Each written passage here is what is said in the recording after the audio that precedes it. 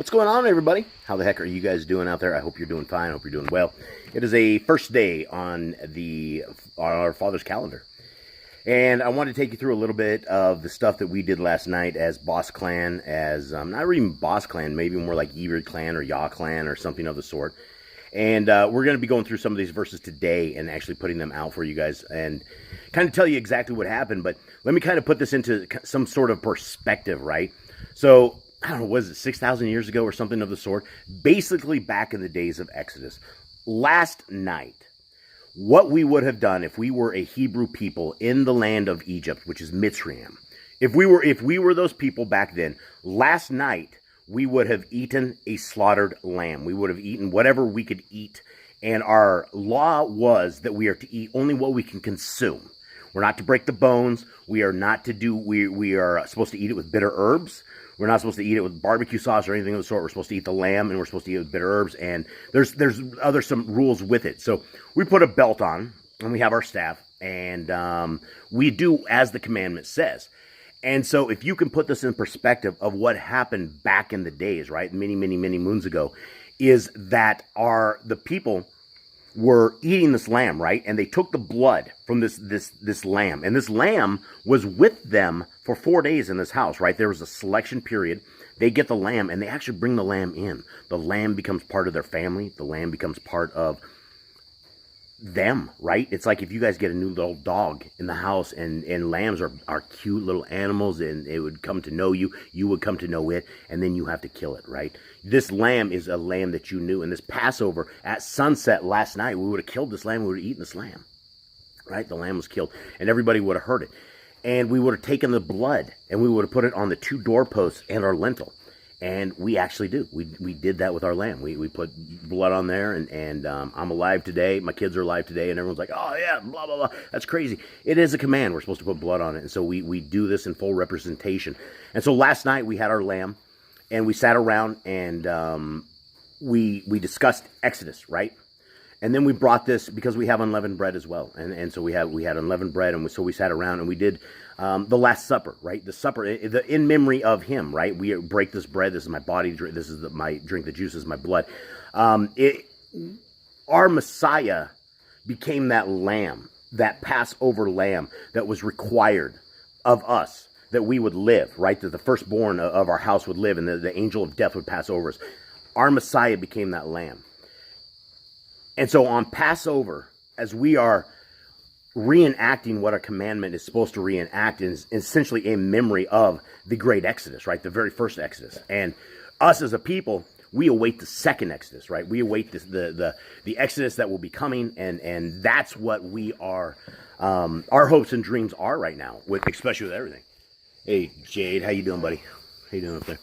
So that is what we did. And so we took that bread, and we took our drink, and we drank it, and it is in memory of our Messiah and what our Messiah did and that perfect sacrifice that he did.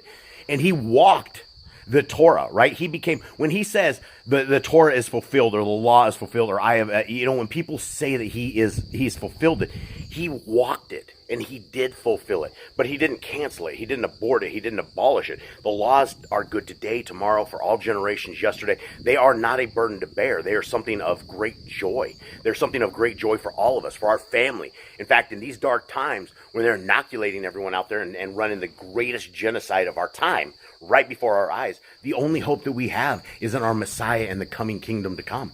Because Hasatan has completely overrun this thing. So today, back to where we're at. They're eating this lamb back in Israel. And as they eat this lamb, I can't do anything. It's pack life. As they eat this lamb, right?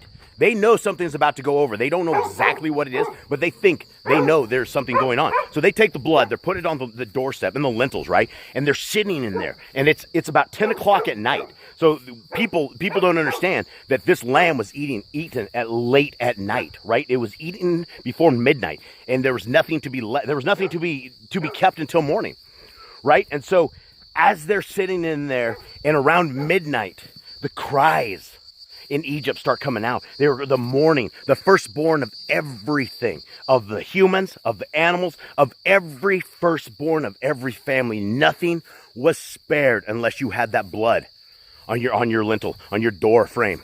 That blood and the angel of death would pass over you. But you're sitting in your house as this angel of death is killing everything, right? How spooky it is.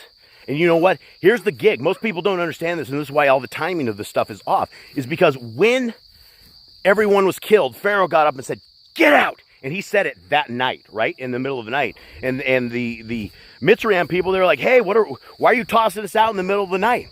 Right? And so they spent that entire next day after this plundering the Egyptians, packing up their stuff, getting ready to roll out 50 by 50, and away they went. Right? This is epic. This is completely epic, and this is why we're supposed to recreate it. This is why we are supposed to remember it. This is why we have commandments, because we are going to be taken out one day. There's an exodus. I cannot wait for it. I don't know if I'll be alive. I don't know if my kids will be alive. I don't even know if it'll be this generation. But there's not going to be much flesh left if something doesn't happen soon, because we are manipulating our genetics day after day, and it's over. It's over. The next generation is not going to be what you think it's going to be. Even if you couldn't have kids, even if any of these people can have kids after this, I don't know what these kids are going to be, or what, I remember when the flipper hand kids people came out, right? In like 50s or something. They like poisoned everybody's stuff, and all the kids with like little tiny flipper hands. It was just sick. I mean, they've destroyed the world. They've destroyed the creation of Yahuwah. And it's sick. So I will always be here to tell you that the laws of God are here today, tomorrow, and forever. And they are not too hard to bear. And I'm also here to witness to you that there's not one jot or tittle of the Torah. There's not one iota of the Torah that will ever be gone until heaven and earth have passed away. And you haven't seen heaven and earth pass away until all is complete. Nothing is not complete yet. And so the Torah is here to stay. So, my friends, if you're out there living and eating and doing unclean things and doing evil things of this nature, it's the wrong time. It's a time that you guys need to be clean. It needs to be holy. We need to be in the Word of God. We need to understand what the Word of God is saying, and we can't take our eyes off this. We can't take our eyes off of this. And if we take our eyes off this right now, we're going to lose. And there's only one way. There's only one name under heaven by which you may be saved. That's Yahushua. Yahushua HaMashiach. Jesus the Christ, as most people know of him as. But there's only one name under heaven, and there were no J's. There were no J's in Hebrew. So there's absolutely no way our Messiah's name was Jesus. Sounds really close to Jesus. So we got to be careful there and all these things. So anyway, I hope you guys have a good day. I'm going to get a couple more videos out to you guys, and I'm out.